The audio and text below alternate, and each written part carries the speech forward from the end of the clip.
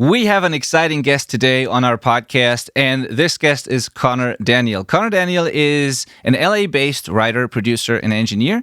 He currently works under producer John Feldmann, who is a legend in the pop-punk, heavy music, rock, modern rock, whatever you want to call it, world, that kind of universe.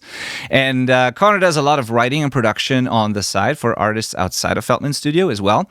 He sent us a production playlist that was pretty impressive. And I have to admit, I know a lot of John Feldmann's work, but I haven't heard of you, Connor, before. But I was very excited when I saw the message and I saw the stuff you've worked on. So that is super impressive. So I'm really excited to have you on today. Connor's worked with artists such as Avril Lavigne, Yellowcard, Simple Plan, just to name a few. There's way more on this incredible playlist. A number of projects he's also worked on have involved Travis Barker, the drummer from Blink-182, as either producer, drummer, or both. And he also has a band of his own, which is perfect for this podcast because we're the self-recording band podcast. And his band is called Social Ghosts, and they produce and mix all of their own material. So, yeah, there's a lot to talk about here. I'm very excited to have you on the show. Thank you so much for taking the time to do this, and welcome to the podcast, Connor. Yeah, thank you so much for having me. Epic intro. Thank you for that. Yeah, I mean, I had to be fair, that was super easy because you basically gave me that intro in the email. I just have to use that. Why create something new if it's already there? No, but cool. It was really impressive when I saw your message come in and looked at the stuff. It's really good productions on there, lots of things you worked on, and also because most importantly because you are part of a self-recording band, which is super relevant for our audience. So I have a couple of questions there as well, of course. Totally. Yeah, so if you're new to the show, my name is Benedikt Hein. I'm the host of this show. I am a mix engineer myself, been doing that for the past 6 years full-time mixing. Before that, another 10 years of full-time producing, doing the whole thing. I transitioned to mixing only 10 years into it. I run a studio called Outback Recordings. We mix a lot of songs every year, like 250 to 300 songs. And I also run the selfrecordingband.com, which is this podcast and our coaching platform where we work with self-recording bands from all over the world and help them get better recordings from their jam spaces through our coaching and the various things we offer. And as always, I'm not doing this by myself here. I'm doing this with my fantastic co-host from Spain, Manel Espinosa Berenguer. Hello, Manel. Good to have you. Hello, guys. As you can see, new space, finally. And yeah, just in case you don't know me, I'm Manel Espinosa, and I'm a music producer and mixing engineer from Spain. Always happy to turn your demos into finished songs through a very lovely process. I don't know why I still have to laugh when you give that intro every single time. The lovely process always gets me. Yeah. All right, cool. So if you're watching this on YouTube, know that this is an audio podcast primarily, so you can listen on the go on Spotify, Apple Podcasts, wherever you get your podcasts. We're almost 300 episodes in, which is kind of mind-blowing to me. This is really cool.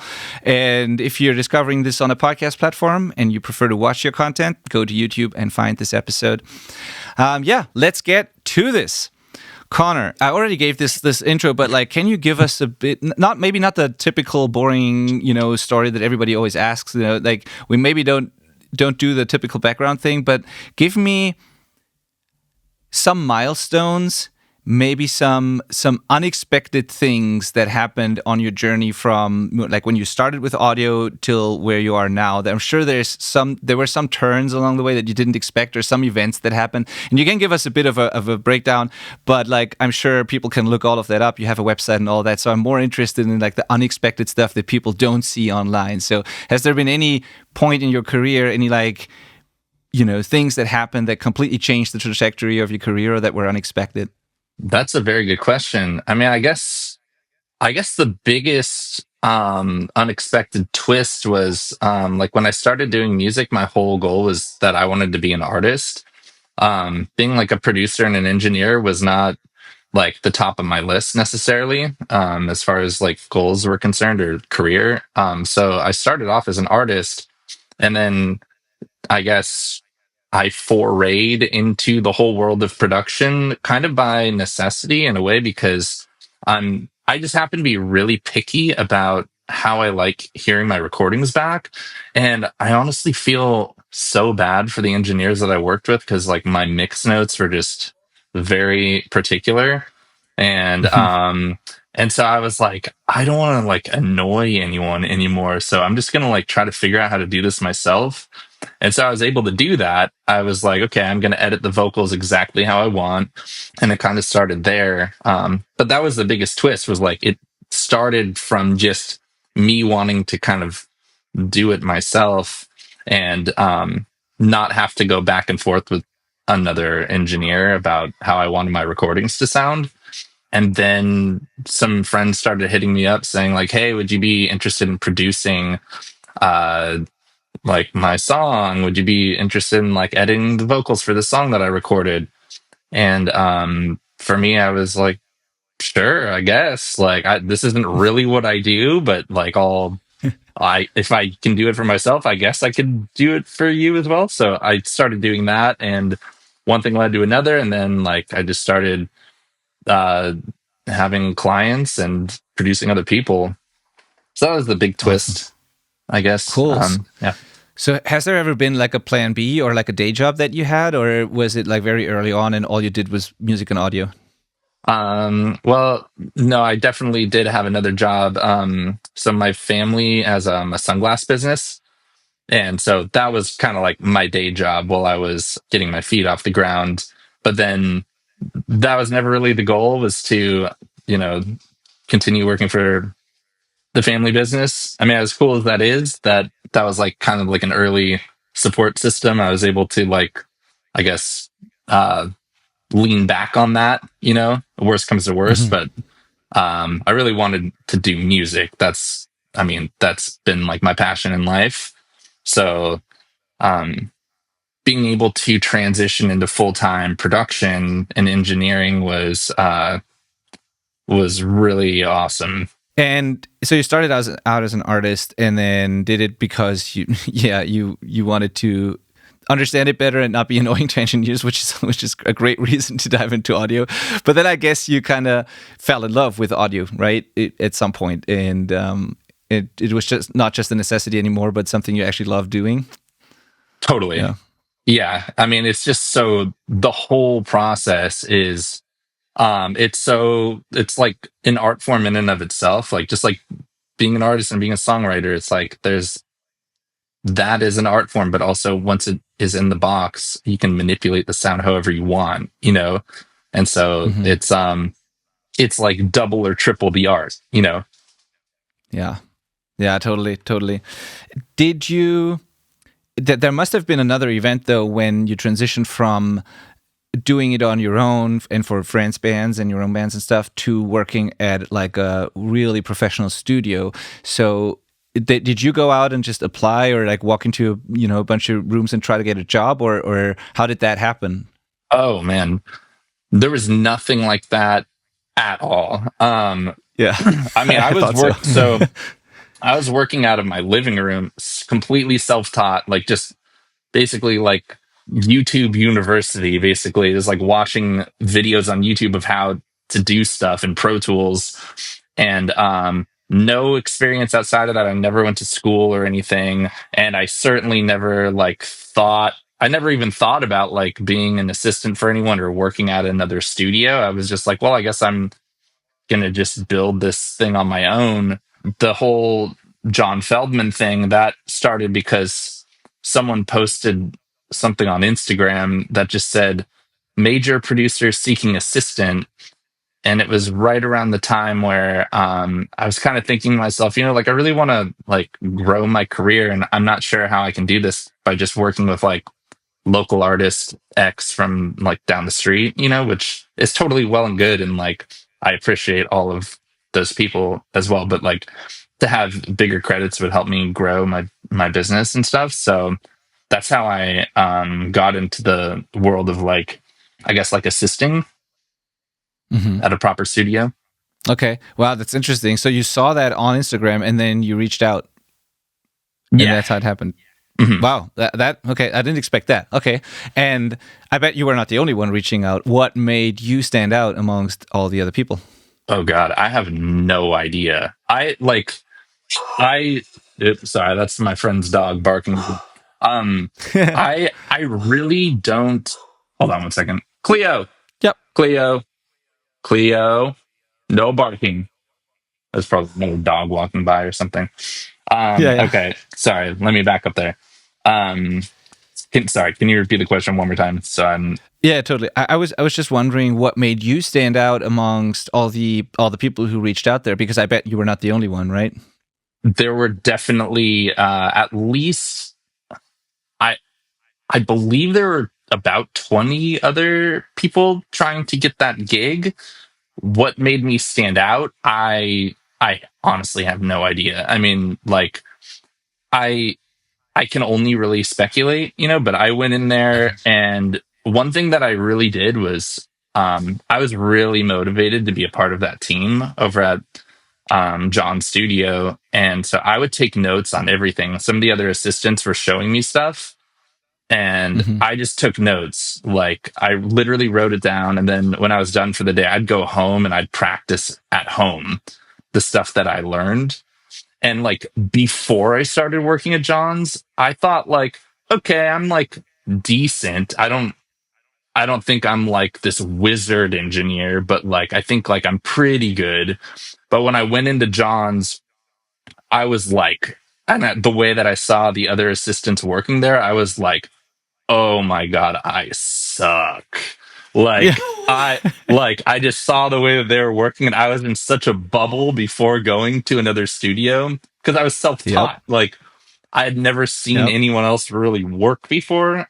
So I was like, if there's any chance of me working here, like I need to expedite my mission of like getting to like a certain level of like good, being an engineer. So I just took tons of notes and Oh yeah. practiced, tirelessly. Yeah. I totally believe that. Yeah, and it's like I'm so happy you say that, because the there is a big difference between, as you called it, like YouTube University and the actual world and what happens at studios. And when you see a professional work for the first time, it blows most people's minds. And everyone who works with us here basically comes from the YouTube thing, sort of, and then get professional feedback for the first time. And most of them realize quickly that there's a difference between just watching content, not knowing how it applies to your own stuff and all that, and then seeing how it's actually done. And yeah, and I bet that not just your audio skills, I bet the fact that you paid attention and took notes and had this kind of work ethic of like hearing advice, then practicing it, and then probably not trying to make the same mistake a second time and just getting better. I think that is almost more important than the audio skills you had when you came in, because that means that someone is, teachable and is like, just trying to improve, has a certain work ethic. I think those things go a long way. It can actually be harder, I think, that when someone comes in who already knows a lot of stuff and then they have to unlearn things and to do differently. 100%. And maybe there's, so I bet that's like really valuable in this situation. So Totally. Yeah. Yeah. I have a question Yeah. for Connor. Do you have any specific common advice that you followed early on that got destroyed when you started working with John? Oh, I mean, that's a really good question. Kind of a mind-blowing question, honestly. I think because I was self-taught, probably not exactly in the way that you're asking, but if we turn that question on its side for a second, what I learned working at John's is that anything is possible with in Pro Tools. Like there's nothing that, like, before I started working there, if someone was like, hey, any chance we can like speed up the tempo a little bit, I would be like, well, then we're just going to time stretch everything and it's going to reduce the quality. And like, I don't know if that's going to sound great. And then like working at John's, like, we're speeding it up 10 BPM and we're like, let's change the key and like, let's retrack the guitars. It's like, oh, okay. So you can that's like something that actually does happen. And it's like, obviously now I know that's super common, but it's, what I've learned is it's like the possibilities are just limitless. Like if someone has a crazy request, like what I thought would have been crazy like a few years ago, for me now is just like, oh yeah, easy. Let's just do it. That's very interesting. That's fascinating. Yeah. Also, going back to the work ethic thing real quick, or the way you approached it when you came in there, correct me if I'm wrong, but like John, and I don't know John Feldmann personally at all, but like John Feldmann has this reputation of having a really, really crazy work ethic or really good work ethic, and like and super high standards.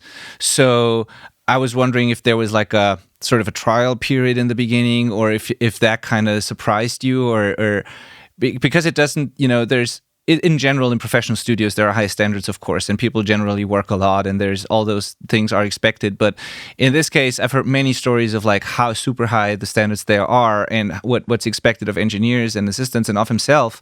And so I was just wondering if that was like hard for you to manage in the beginning, or if that was like, what that was like basically, and if it's even true, and what that meant for you starting to work there, coming out of your own bedroom studio. Yeah, I mean, at John, I mean, definitely it's a very high standard, but it's also the way that we work there too is very, I guess we have a system of how we like make songs, and me and the other engineers and John kind of have an agreement, so to speak, on like how everything should sound. Um, so as far as like achieving the quality, as long as we kind of follow the like rough guidelines, I mean, we try to think outside the box as much as we can, but also there is Sure. that like John Feldmann sound that we try to go for. So in that Absolutely. regard, that's really just kind of like training and figuring out like the best way to repeat that process over and over again. Um, but as far as like in the very beginning, like the trial period of like how I dealt with like learning what those standards were and stuff, it was really just listening, like listening to what he had to say and what the other assistants had to say, and me not like asserting myself and being like, well, what if we should do this and what if we should do that? Like it was really more of just absorbing as much as I could, and then trying to apply it like as soon as I possibly felt like I was confident enough to do so. Mm-hmm.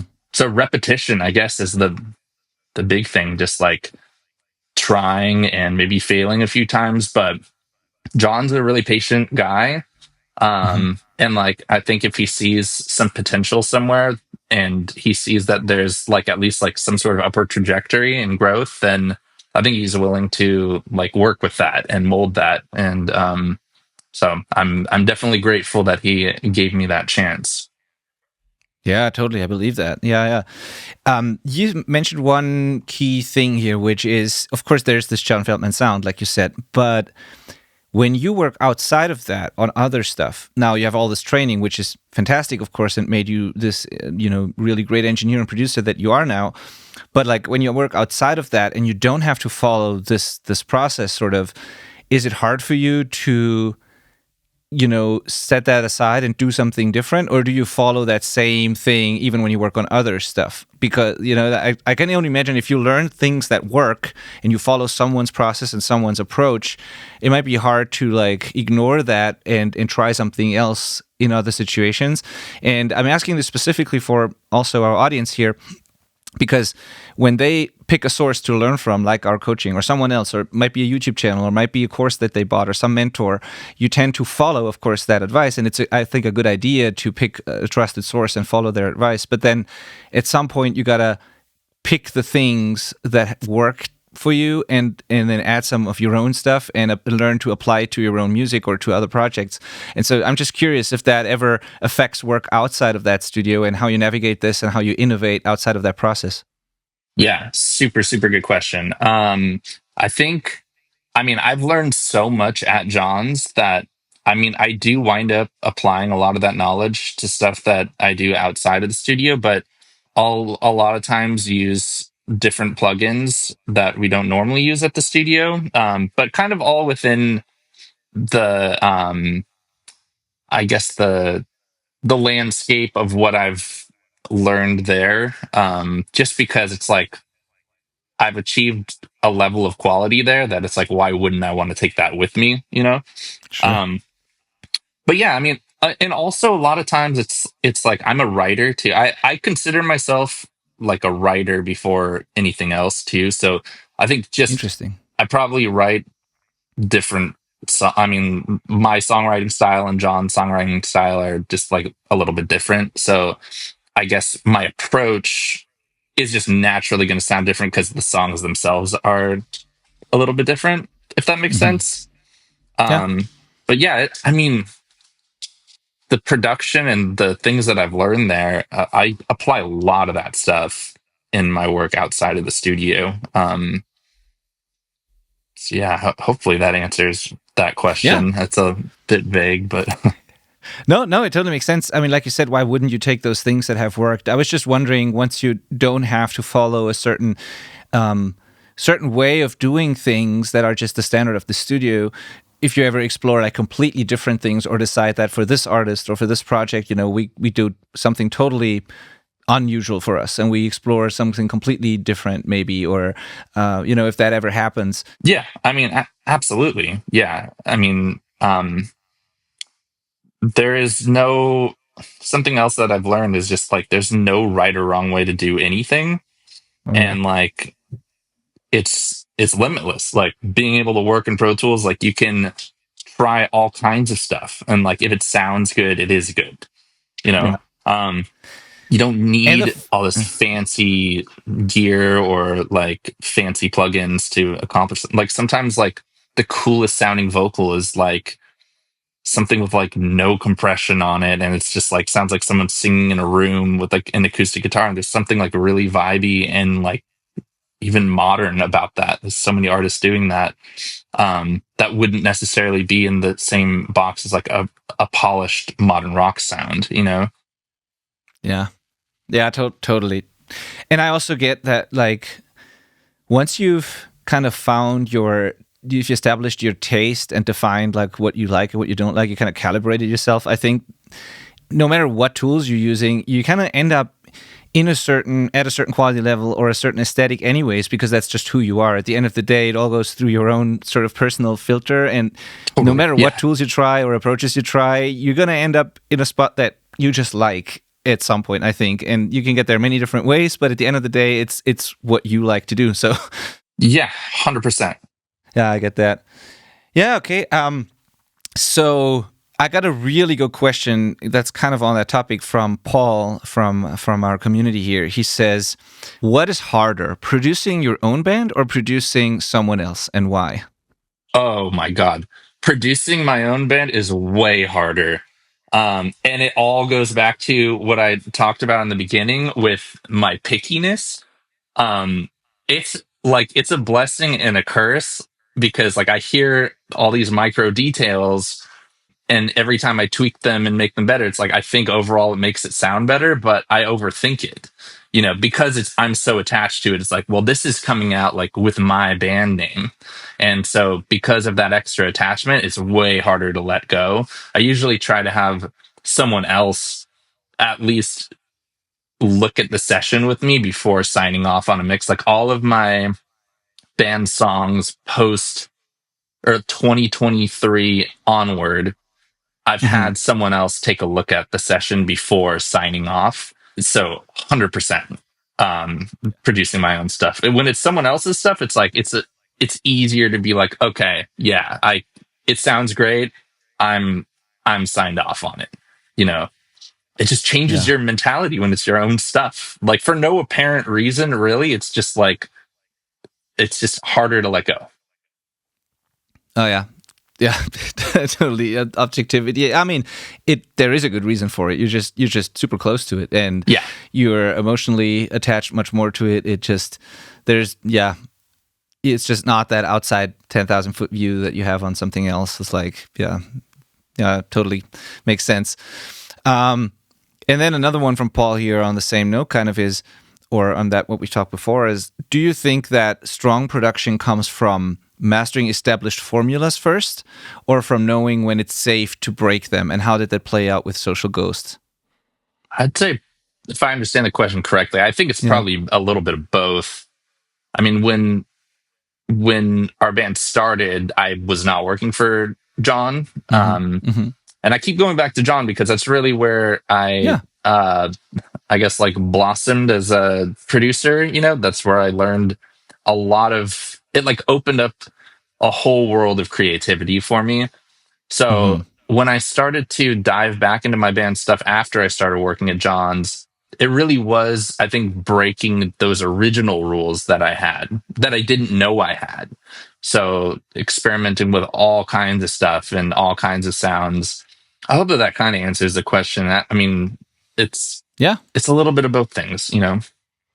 Yeah, I guess you gotta know some of the rules first in order to then break them intentionally, right? It's like Yeah. kind of yeah. Okay, cool. When you how do you like walk us maybe through the process of like what that looks like actually when you produce yourself these days or your own band? Are you using the same kind of studio, or are you doing that still from your jam space or home studio, or like how do you do things? Is it happening remotely? Do the band members track their own stuff? Like, do you engineer and produce even at the same time, or is there someone else? Like, just walk us through that process. Like, what does a self-recorded record or self-produced record for Social Ghosts? What does that look like? That process. So I mean, it all really starts in my living room. Honestly, that's where I have like my home studio set up, and my bandmates will come over, and we'll just start like going at it until we have something that sounds cool. I have a Pro Tools template that I use to kind of like start everything, so that way, like, there's some sounds in there that I like that makes it really easy for me to just start creating. Without one question that sorry to interrupt, but just before I forget that, like just on that topic of the template, is it do you have different templates for like production and mixing, or is it like one template and once you start in there it just evolves until it's finished, sort of? Or do you have different starting points? I have like I just use one template where it's kind of like an all-purpose template. It's like if I'm mixing, I could potentially drag stems into pre-created tracks. It's definitely not like set it and forget it, you know, but it's like it's a good starting point. It's like, okay, a lot of the busy work of like creating tracks and using these particular plugins, it's like I don't have to waste my time creating all that stuff and letting plugins load. Sure. But it's also great for starting a song too, because it's like I use Omnisphere a lot and I use Serum a lot for examples, and I just have tracks created with those plugins on them already with some sounds, like some presets that I like, and I change stuff up all the time. So like nothing is like in anytime I open up this template, it's like I'm always changing stuff in it, but it's just like a good all around starting point. Like it'll, even if it saves me like 15 to 20 minutes of time, it's like that's still great, you know? Yeah, totally. I was just interested in like, 'cause I know some people have this, myself included, I have like a production or creative sort of template with like a bunch of stuff like that loaded. Then I have a very minimal low latency optimized like tracking template for just band stuff where there's almost no like synth stuff happening. And then I have my mixing template, which is a monster in terms of routing and buses and sends and returns and whatever, all my go-tos in there. And I use them in different ways, and it's not, for me, it's not just this one thing that I start working in and then I just continue until it's done. I'm actually move it from one session to another depending on what I'm doing. But then there's a lot of other people who just start in one session and then they just keep working in that same session until the song is done eventually. And both can work. And I was just interested in whether you separate these things or it's just one thing that evolves. Just one template the whole way through. I mean, I have, to be fair, and I always say this, I have no idea what I'm doing, really. You know, it's just like I have my Pro Tools session, and it starts there and it ends there for me right now. But like, if someone has a better way of doing that, like, I am all ears. I would love to learn more about that stuff. Like, if you're saying like transferring, like from, okay, well, we did the production in this template and now we're going to migrate everything to another template. Like, why not? You know, if that works, then why not? Yeah, exactly. There's always different ways. And so, but I guess one of the reasons why I do this, and this would be my next question here on this, is like, it helps me stay organized, and it helps me, it's a mindset thing where I commit and I say this part of the process is done, and now I move on to, let's say, mixing. So it just helps me to, start fresh with some decisions. Like, a lot of decisions have been committed. There's no, if I wanted to go back, it would be a lot of effort, and so that keeps me from going back. And I just move forward and I commit, and like that just helps me with the way my brain works.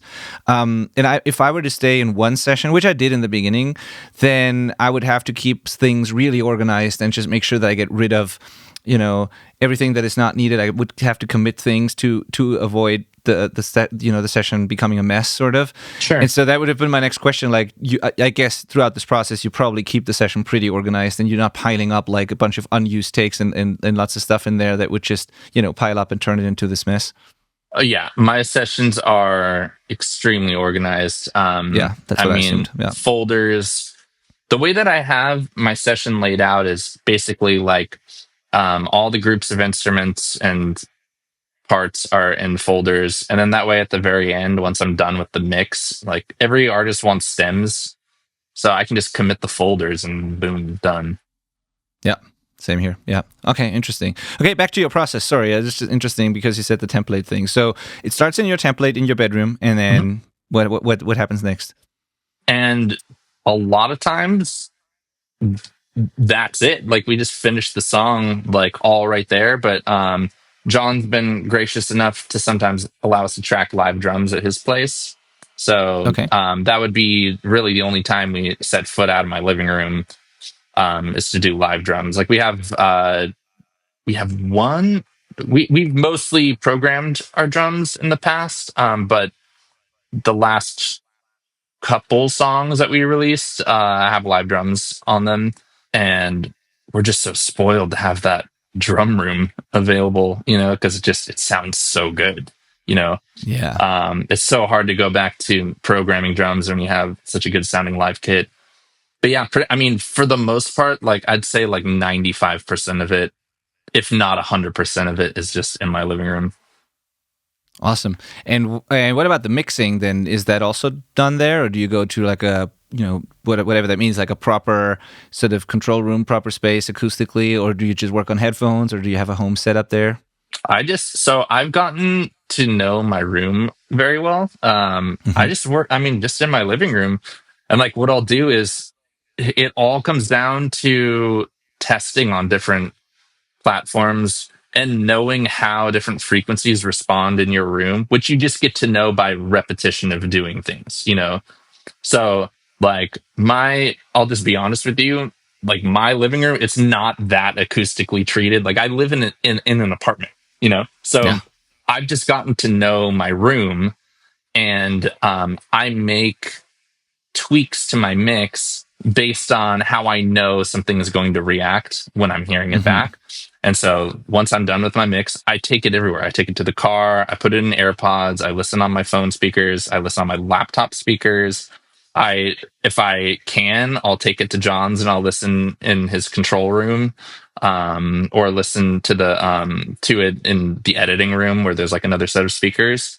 So it's really just like testing it and then taking notes. Just like on every system, I have my notes app up, and I'll just jot down like, okay, needs more sub, losing some guitar bite or something like that, or like the vocals are getting drowned out in the verse.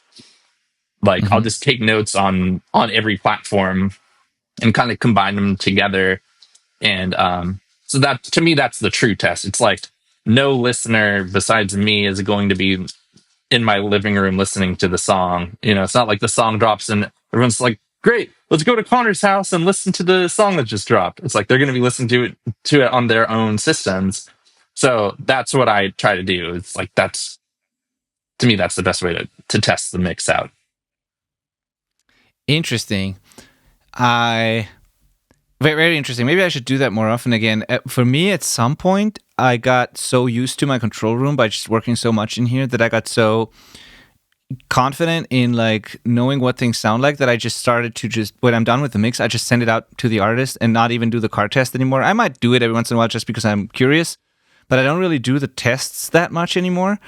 And it's interesting to hear you say, well, I take it everywhere and I listen on that and this and that. And I do that every once in a while because I'm curious, but I also, part of me thinks like, I know what things are sounding like in here. And I think, and I would wonder if that ever happened to you. If I think when I take it to too many different systems and places, it starts to make me feel a little more insecure for no reason. Like I get it kind of can.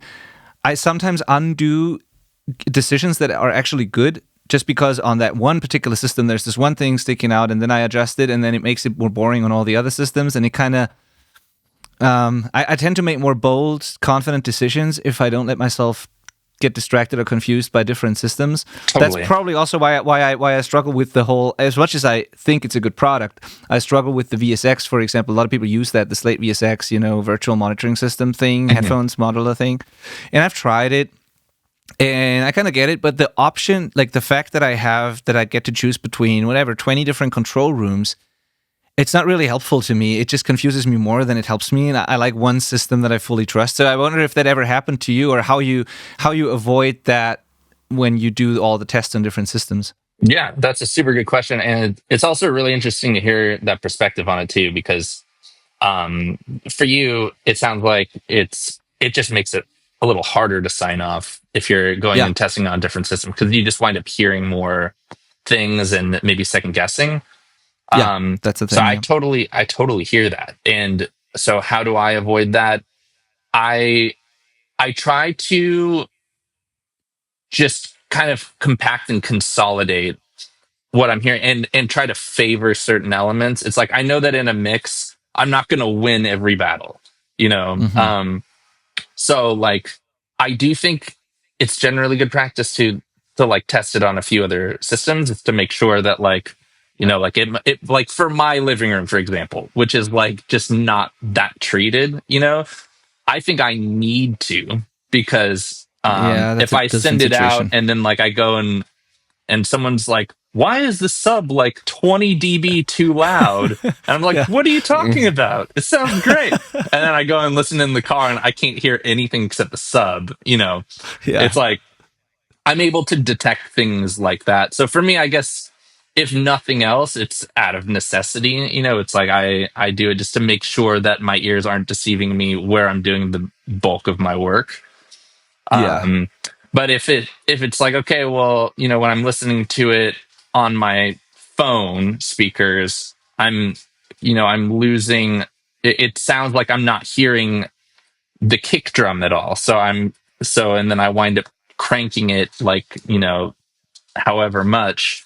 But then it affects it on other systems. It's like, okay, nope, we're going to turn that back down to where that was, or like maybe it's like an EQ thing, not a level thing. It's a really thought-provoking question. I'm glad you asked that, because it's there's no right or wrong way to do any of this. Like, I will absolutely tell you right now, like, I just push buttons until I think it sounds good, and like I'll go to different systems and I'll check it just to make sure that where I'm doing the majority of my work, like I'm not making a move that is affecting it in a way that someone would actually listen to the song, Yeah, totally. And there's one crucial thing here that you said. It's like, when you have just a normal bedroom, even if it's minimally treated or whatever, but if it's not an ideal room, ideal monitoring situation, there might just be some things that you simply can't hear there. And for that reason alone, you might have to take it on like a different system or other systems.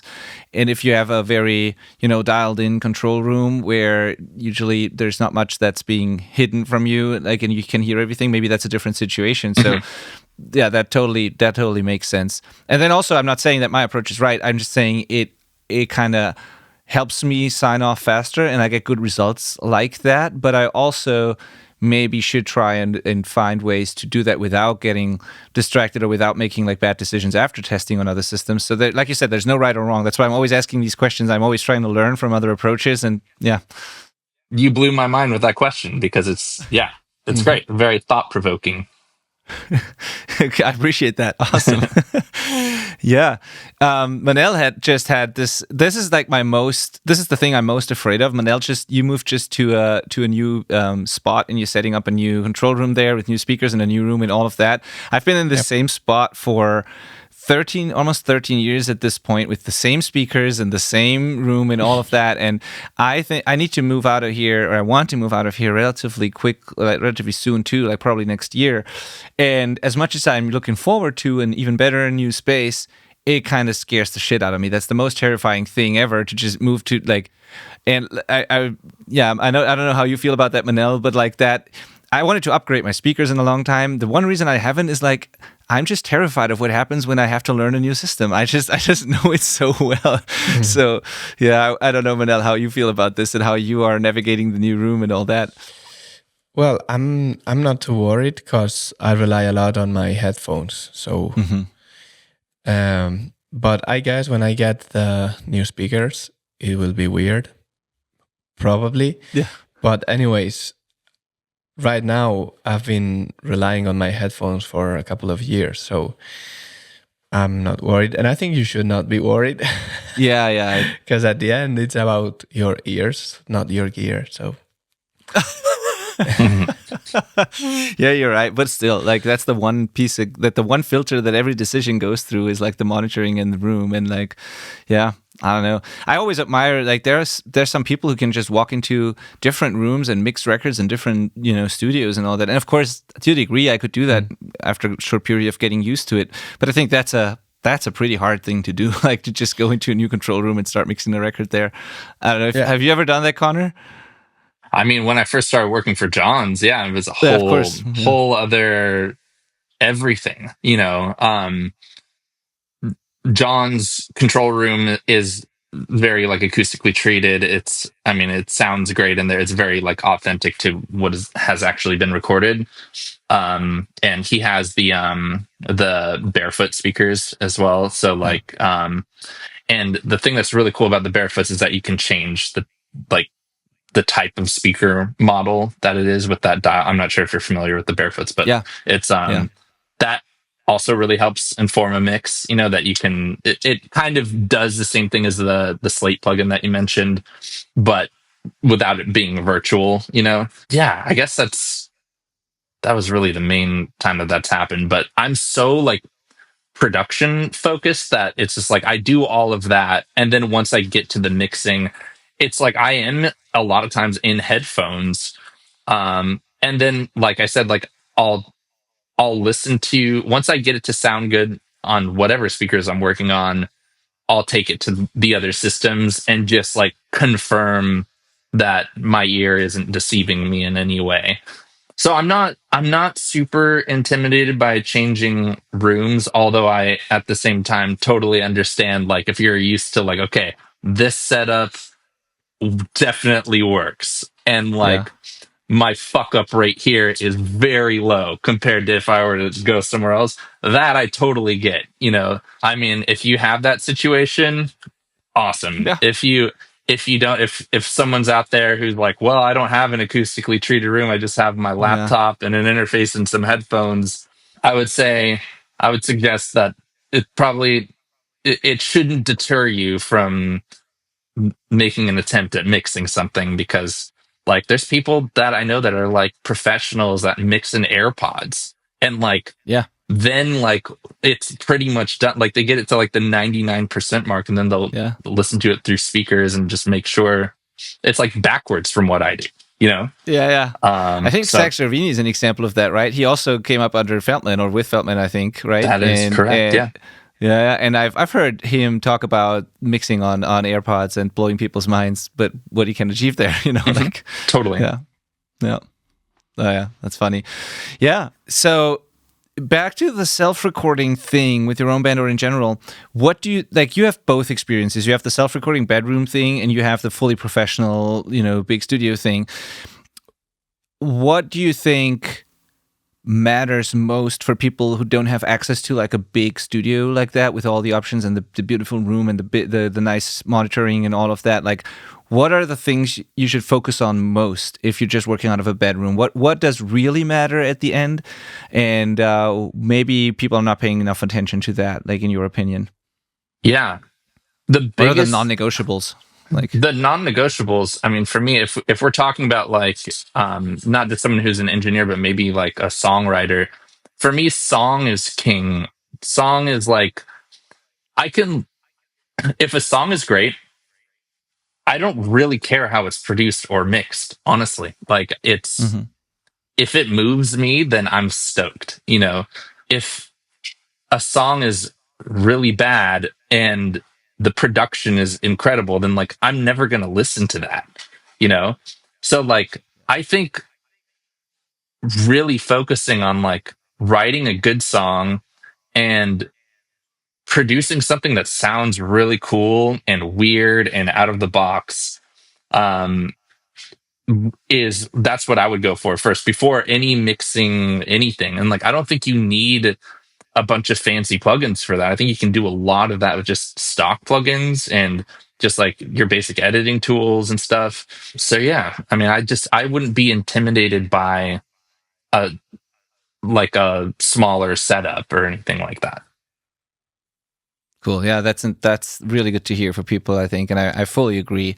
And yeah, a really good song will survive a less than ideal production, but there's no way that the production can save a bad song. And like, yeah, absolutely agree with that.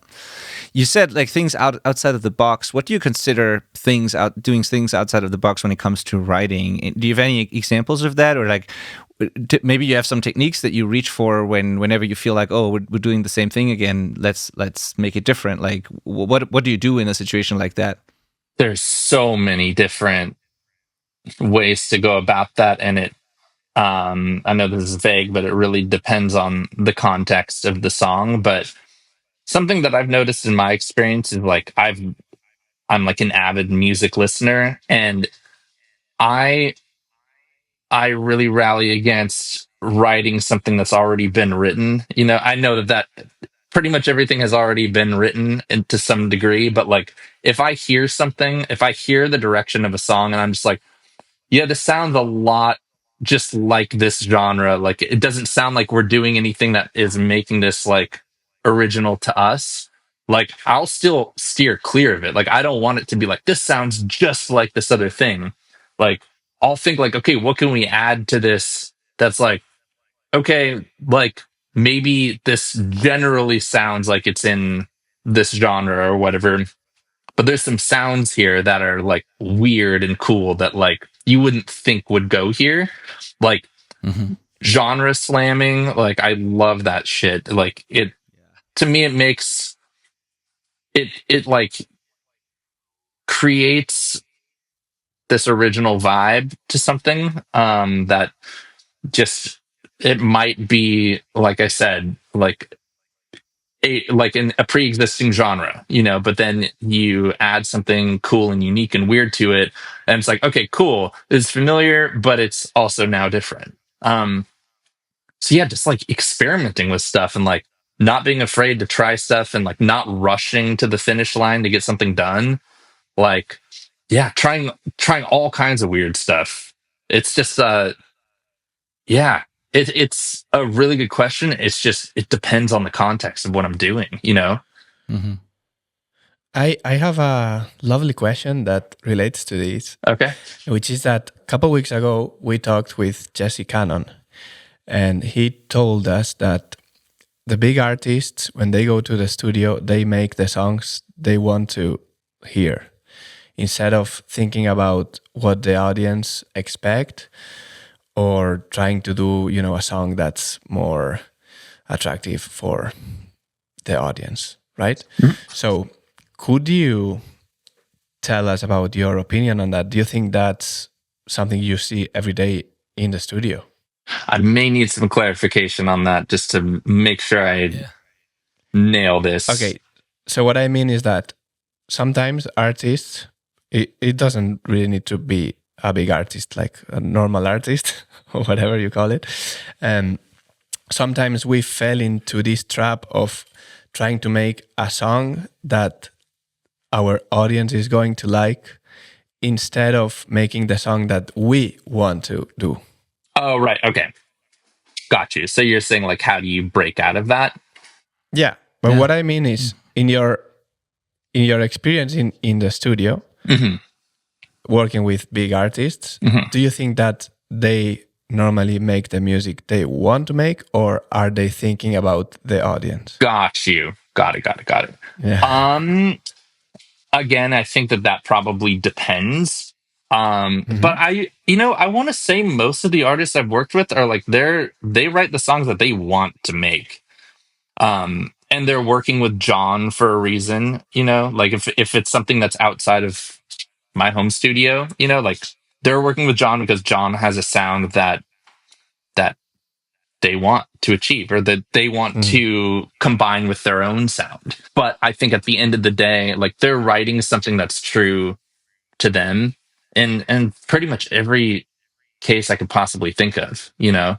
I would say most of the time the artists they want to do their own thing. I think they would get bored if they were just doing it for their audience, you know, like because they need to be happy with the art that they make. And I think if they're just making something that the audience is going to be stoked on, like I don't know if that's going to come across as authentic. I mean, maybe in some cases, but it should be authentic, you know? Yeah. Yeah, I think the question is also, is it even possible to even do that? Like nobody, the thing we talked about with Jesse was like, nobody has a crystal ball. You never know anyways. We're just guessing, and most of the time we're wrong when we're doing that. So you can try all the different things to make a song popular, but if there was this one way that always works, then everybody would be a millionaire and write number one hits all the time, right? It's like Absolutely, yeah. It's not even possible, I think. And yeah, we can argue that there are trends and there are certain things that might be more popular than others at a moment, but I don't know. At the end of the day, I think people resonate with authentic art, like you said, and people can tell if it's that to a degree. And yeah, it's an interesting question. But at the same time, I guess everybody still tries their best to make something that might have a chance to resonate. So it's probably a little bit of that as well. Like it's this, you know. I think at the end of the day, like I said, I mean, it's the production is one thing, you know, like if someone is like, well, I want this to be in the style of Olivia Rodrigo, you know, then you can always produce the song that way. But I think at the core of it, as long as the song itself is like authentic and it's like, this is the type of song I would write, you know, then, I mean, you can take the production in a million different directions. You know, it could be like a heavy rock song, but then like if you strip it down to like acoustic guitars, like who knows what you could do with it, you know, like you could turn it into a folk song, you know. So but I also, you know, I do think it's good and healthy for artists to like look at what's happening out there and not be like blind as far as like what a modern production sounds like. So like listening to New Music Friday, you know, and going down that list and being like, okay, is anyone doing something like unbelievably cool that I could borrow from, or like not steal, but like, can I incorporate some of these cool elements into my own sound? That stuff never hurts. You know, it's really just when you're just like, I want to copy this completely. That it's like, okay, if you do that, like you're never going to be that artist. You know, that artist already did that. So you have to do your own thing. That's my opinion. Yeah, totally. Thank you for that perspective. Very cool. Yeah, the whole genre blending you mentioned, or like, you know, different genres, putting the different genres together and then still having that certain sound that you just go for, that you can tell when you listen to your production playlist. Like you sent us a link to a Spotify playlist that I obviously listened to, and there's things on there like the Nate Smith and Avril Lavigne collaborations where you have a little bit of country, a little bit of pop punk, and then the production of like a really, you know, polished modern rock thing. It kind of all works together in a way, and it's like different influences. Then you have a bunch of things that are more pop than anything, but still there's this kind of little bit of a rock thing in there, like electronic instruments primarily, but with a kind of a band vibe. There's lots of things in there where you blend a couple of stuff together. But the interesting thing to me was when I listened to that playlist, I was like, these are wildly different artists in wildly different genres, but somehow they could still be on an album almost. Like they have this common thread, like this common sound that I didn't feel like I was moving between very different worlds all the time. It just worked, which was very interesting. Like if you listen to, you know, a pop punk song followed by like a pop song, and they still have kind of a similar aesthetic in a way and a similar balance. The one might have a little more subs than the other, whatever, but like they're not that different. That's fascinating to me, that there is this recognizable sound to all of those across different genres. So I don't know. There's not even a question in there. I just wanted to say that because you brought up the different genres. But that was fascinating to me when I heard it, how well they work together, although they're such different things. Yeah, I mean, I feel like we can kind of see that in a lot of bands that are out there too. Like I think Linkin Park's a really good example of a band that just kind of all their stuff you can listen to on one playlist. But it's also like each album kind of sounds like it's its own thing, you know, and they're always like pushing boundaries, production wise, and changing it up. Yeah. So Paul has another question here. I just mentioned Avril Lavigne real quick here. Paul says, can you share a moment working with a well-known artist where your role as a producer or engineer genuinely changed the outcome of the song? Like what did you actually do in that moment? Like, that's actually a good question. Change the outcome of the song. Being in the position that I'm in, like assisting for John, like as his engineer, changing the course of the song is a tall order. Because I'm very careful to not step on anyone's toes while I'm there.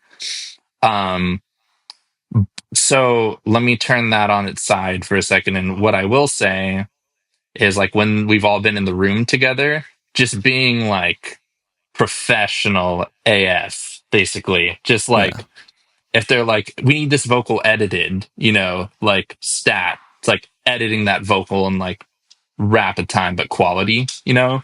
So I would say, like, being at John's, that's just not my role. Like, my role is not to change the direction of the song single-handedly. That's, you know, he's the producer on it. At home, where I work with more like unsigned artists, that's a different story. That happens all the time. Sure. But I've seen it happen. Like, I've seen things just take like a drastic turn. There was one time when I was working with a band at John's, and they were really wanting to go for a 1975 kind of thing, and the song was sounding more in the pop punk world. And I got called in to run the rest of the session. So we did wind up changing a lot on that production to make it sound more like the band Camino 1975 kind of thing. And the band was really happy with how that turned out. I'm not sure what happened with that production. Things just move so quick, but it all kind of goes back to being able to change, like, things being limitless too. Like, the song was pop punk an hour ago, you know, and now it's like in this whole other world, you know. Yeah. So yeah. Yeah, I think this question could also be like, maybe not just particularly what you did, but in general, I think it's about, you know, any situation maybe that you can recall where a big artist who probably has like a strong vision, and there might be, you know, they're not beginners, they know what they want maybe, and then still the producer, you or Feldmann or whoever, does something that genuinely like has a big impact on the outcome. And of course they do by default, because they're hired as a producer, so they're supposed to make the song and help the artist turn it into what it will become. But maybe there's like interesting key stories and like actual things you might remember where someone in the room did something that turned it into something different, or made a big difference that was maybe unexpected. I think it doesn't matter if it's you or John Feldmann, but in general, what a producer can do and bring to the table that can drastically change the outcome of something of that caliber. Yeah, totally. Okay, so while I try to dig up a specific example, I can tell you recently we had a situation where we had references for a song, and it was to make it sound like Gracie Abrams type of vibe. Very like acoustic, live instrument, singer-songwritery. And we did that, and it just like wasn't sounding right. And so I think we were trying to interpret what the artist was going for. And sometimes it's hard to do that. Like, I don't know if anyone out there has experienced that before, but like an artist might not have the best way to communicate exactly what it is they're going for. So you're doing your best, you know, but maybe missing the mark a little bit.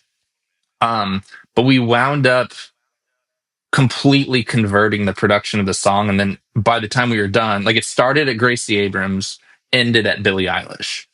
Completely different, like the complete opposite of where we started. And I know that's kind of like a more broad example of this question. Forgive me, I've experienced so much at the studio and at mine that like these instances kind of blend together for me. But that type of thing happens all the time. And maybe it's like a production choice that's been made. Maybe like I'm adding additional production or my coworker is, and John hears that and is like, we need to just do that the whole time, you know? So like it could be something like that. But happens all the time. Yeah. Yeah, I guess it's kind of hard to. When I saw the question, my immediate thought was like, it's probably kind of hard to answer that, because to me, maybe we need to define the producer role here, because to me, that kind of changing the outcome of the song is kind of what happens when you hire a producer. Like you are, it's not just engineering. There's this difference, you know, and sometimes the two get confused. But if you hire a producer, and which is what you and John are doing a lot, is like writing and production and not just the engineering. It's kind of part of the job is to turn whatever idea or rough song idea or thing you have into a full production, which automatically changes its course and just adds a lot of things to it. So it's probably just, like you said, your day-to-day work to do that. And it's not that you just capture something that exists and every once in a while you change it. Your job is to change it together with the artist. You create it, right? Not just engineer it. That's kind of maybe what makes it hard to answer the question too. But at the same time is maybe helpful for people to understand, because I see that all the time, that people, it kind of these days, the difference between a classic like producer and engineer is not that big anymore. Like many people are two in one, and it used to be that there's a producer and engineers and it's a different thing, and it still is in bigger productions. But I get that for many people also, a producer is kind of an engineer, and maybe what you consider producing is a little different with those bigger artists, especially. Totally. I think that Connor mentioned something really interesting, which is that he learned when not to step up when he's working on the studio, right? So I guess that working with John for a while, you've learned a lot of, maybe recording techniques or production stuff, but have you also learned like communication skills, or like even the psychology behind the production process, like things like when to step up and when to not do that, or stuff like giving feedback to artists or receiving feedback, also during sessions, or especially when they have doubts? Have you also learned stuff like that? Yeah, definitely. I mean, when I'm working at home, it's a different story, because like I'm the producer, and I run the whole show pretty much, but at John's, it's like I'm not the primary like producer on this stuff. So like I'm not just going to interject my opinions randomly. In fact, I may have a vastly different opinion about what is happening in the room at the time when I'm in there working and John is conversing with the artists. But it's not always appropriate to share that, because it's just like I'm just not the producer on this. So it's important to know, like, okay, my role here in this moment is engineering, or like my task right now is I need to grid these drums, or I need to set up this microphone, or I need to do whatever it is. That is my task right now. And maybe if I have a strong enough opinion about the song, I can share it later, or I could run it by John, or eventually, like, I'm going to be given the song to work on, so I can just do my thing with it. And one of two things will happen. Either John likes it or he won't like it. And if he doesn't like it, he'll just tell me to change it. And that's like the worst thing that can happen. We actually do have a lot of creative input when it comes down to it. Like usually he'll give us like a reference or something, and we don't want to steer too far outside of that, but we have a lot of creative input, and if he doesn't like it, then we just change it. Yeah, yeah. Interesting. There's also like Paul asking the same thing. Was there a session with a major artist? Oh, like that's actually also a good one. That turns the other question around kind of a bit, where he says, was there a session with a major artist that changed how you approach decision making or communication as a producer? And maybe you've learned something that you still rely on today. So not what have you done to change the song, but what happened that made you change your decision making process or the way you communicate or something. Any story you can recall that was like a big aha moment for you?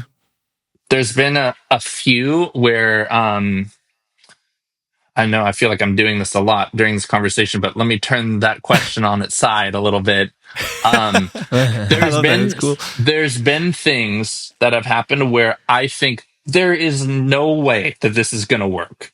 Like the artist is asking for something where I'm just like, God, do I really need to do this right now? I know this is going to sound bad. Why are we doing it? And then I do it, and then it's like, oh, the song just got like 5% better, you know? So what I've learned is like to just try everything, you know? Like if the artist is like, let's try this, then just say yes. Like it should be like impulse. Just yes, let's do it. Because like the worst case is you can just command Z once you're done. As far as something more specific, oh man, it's hard to think of specifics because it's just happened so many times where like the artist will make a suggestion and it just winds up being really good. And it's like, I think I'm gonna do that in other stuff too, you know, because that just worked so well. Like, I think just anytime working with like another creative mind, it doesn't need to be like another engineer or another producer. Like it could be an artist as well. Like just collaborating with like another like intelligent mind who knows what they're doing. It can shape how you approach your decision making in the future for other stuff. Yeah, for sure. And it's a skill to be able to notice that and then, you know, be aware of that, notice that, learn from that, and then apply it in the future. Like, I feel like a lot of people repeat the same things over and over again that have not served them well. And when something happens that works really well, to just pay attention and try to do more of that and less of the stuff that doesn't work, and through that grow and get better. That is a skill in and of itself. Yeah. Timo asks, how do you make sure you and the artist you write with share a sonic or artistic vision? That's a good one too. So the first thing is when an artist hits me up to record, I do my research.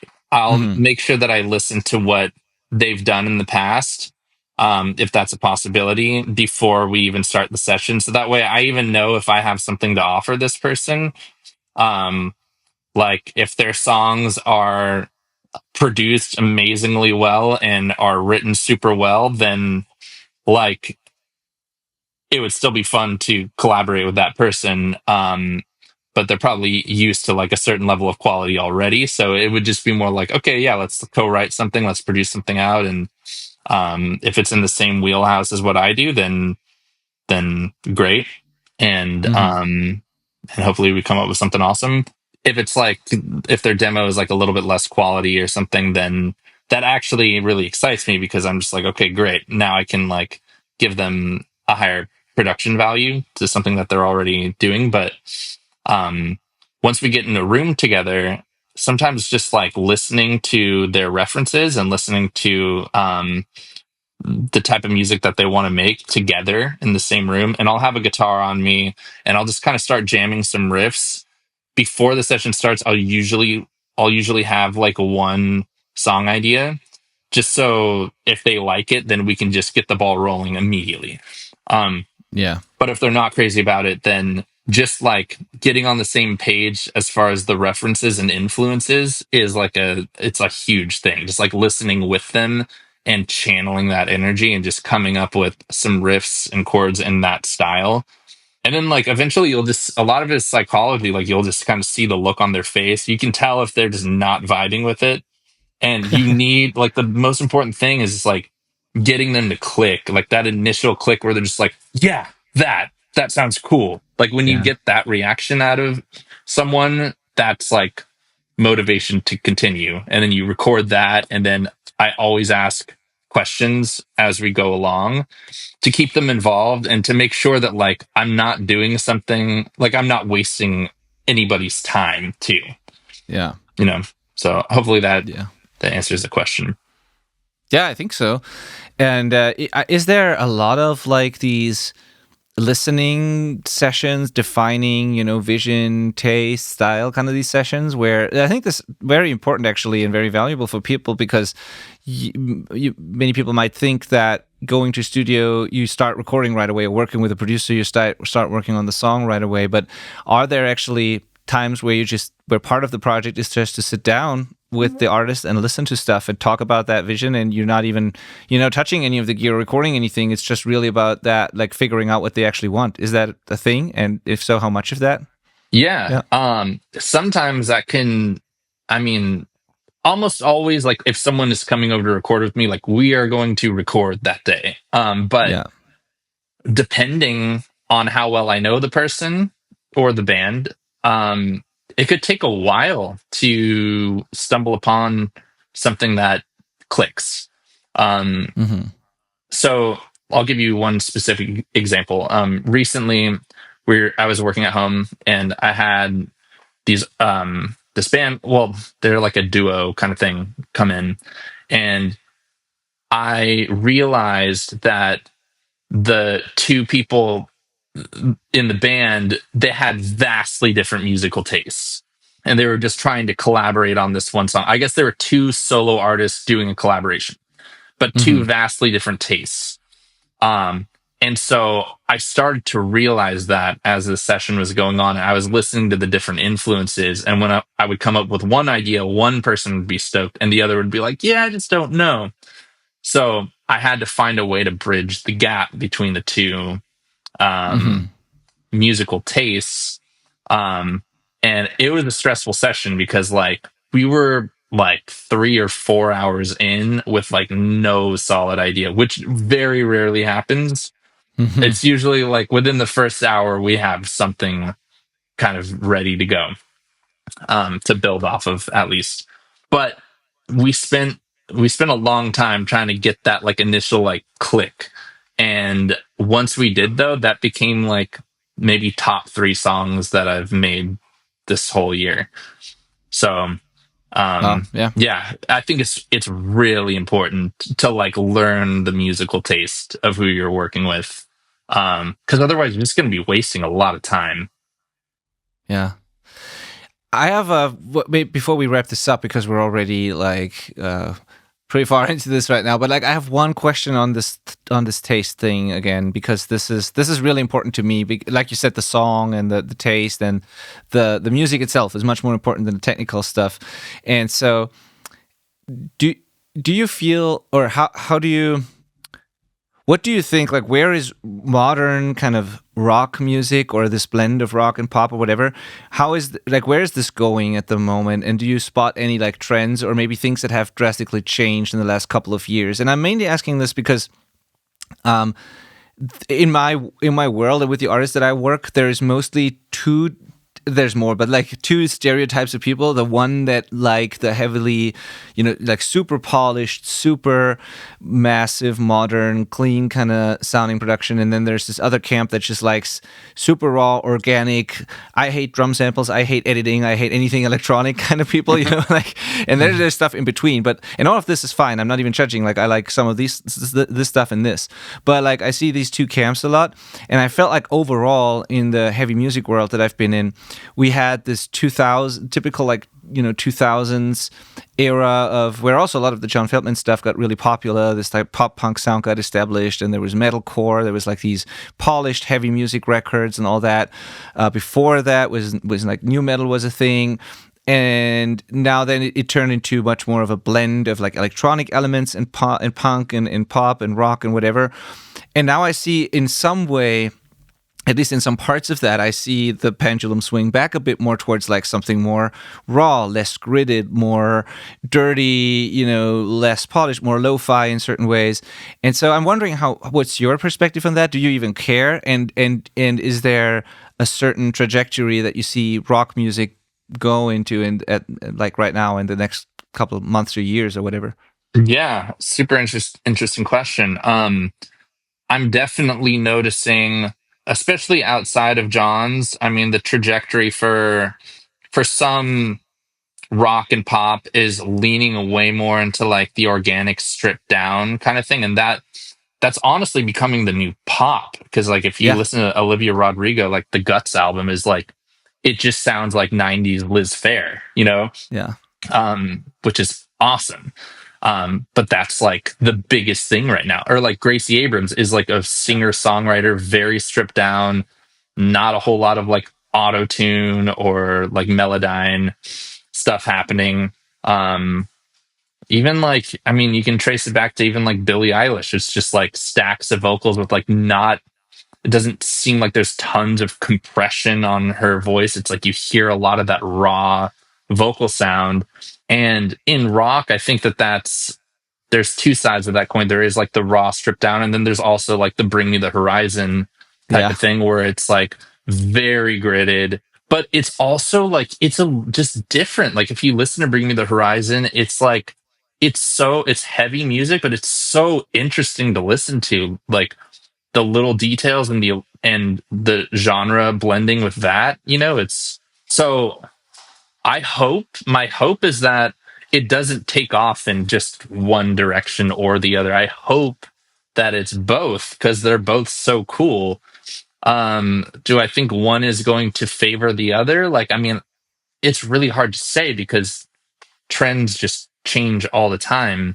I hope that we wind up with like a little bit of both. I don't see Bring Me the Horizon stripping down their production style. So I think people who are really into that type of music, I think the production really requires that level of intricacy and polish. But also, like, there's so many great rock bands out there where it's just like you don't need any of that stuff at all. It's like the songs are just so good, and like it needs to sound like a band in a room, and that's just as cool. So I know very vague answer to your question, but I think that they're both a thing right now, and I think that they're both going to continue for a while and evolve in their own way.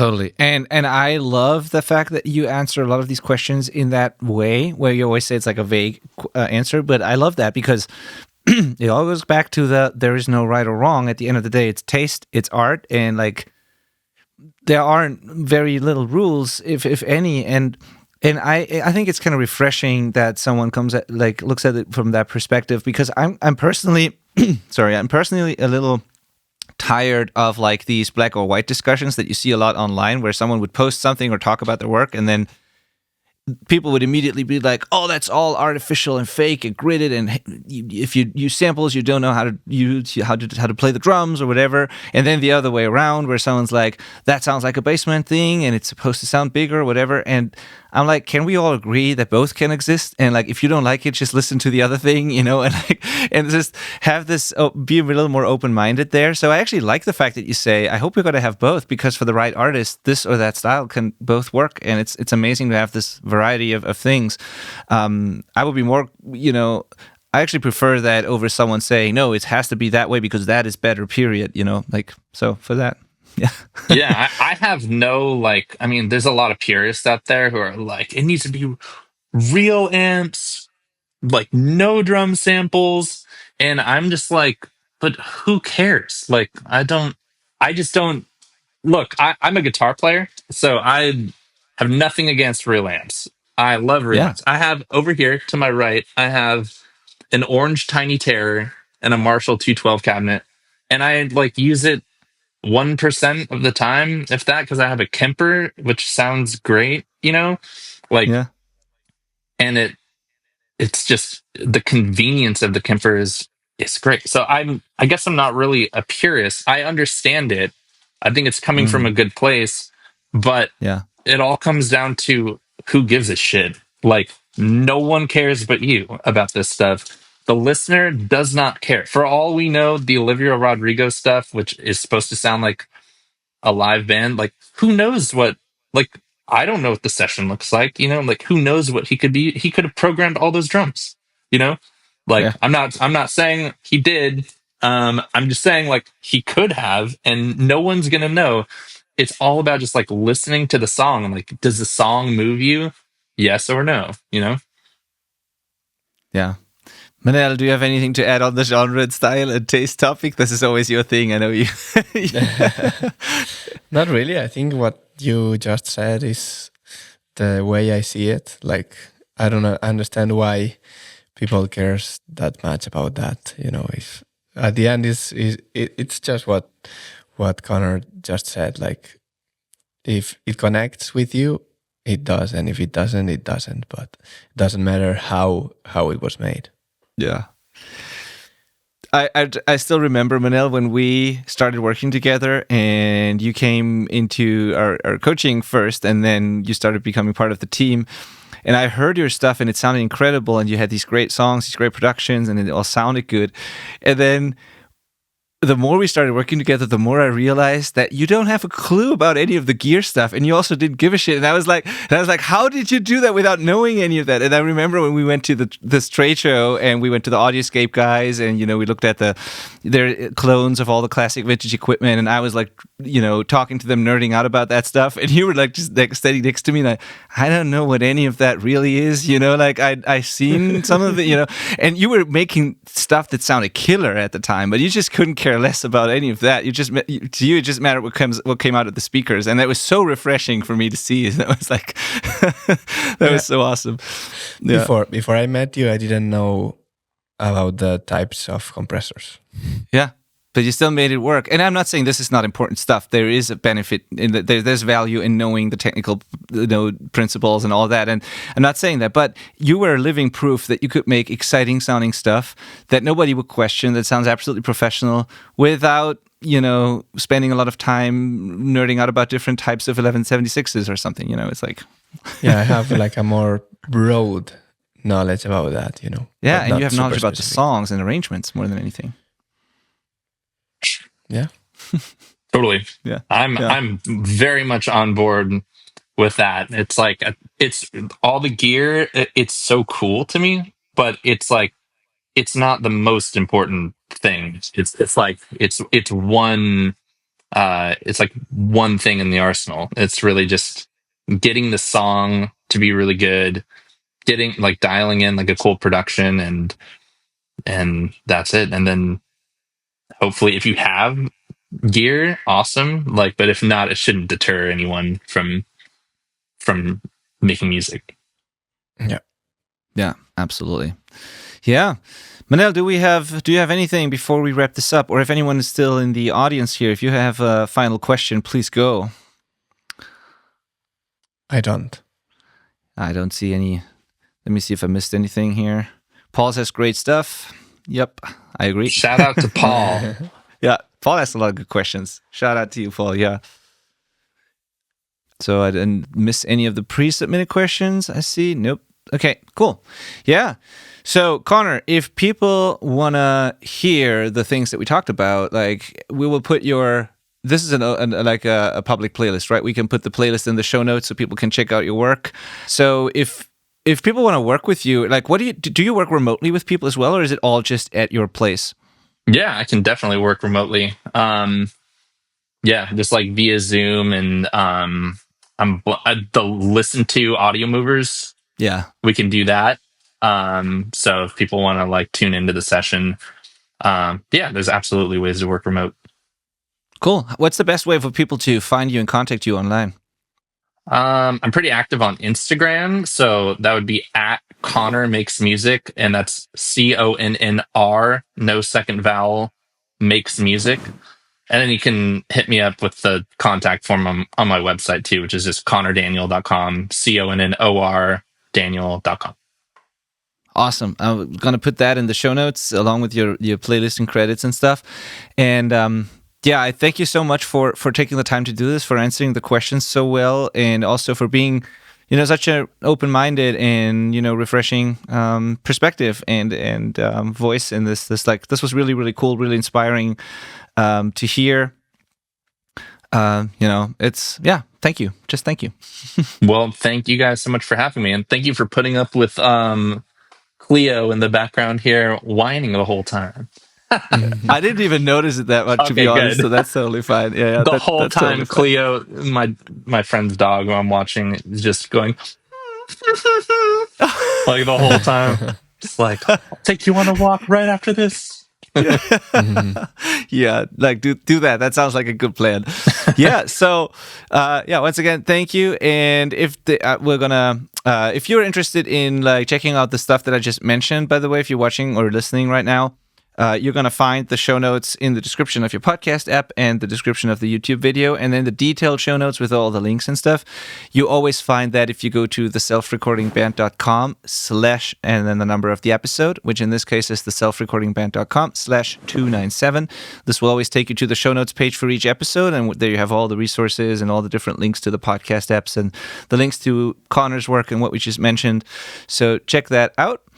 And I guess, Manel, we're going to have to do some celebration thing soon for the 300th episode. I don't even know what we're going to do, but like something needs to happen. Yeah. All right. Thank you as always for listening. Thanks again, Connor, for taking the time. And we talk to you next week. Bye-bye. Bye. Bye.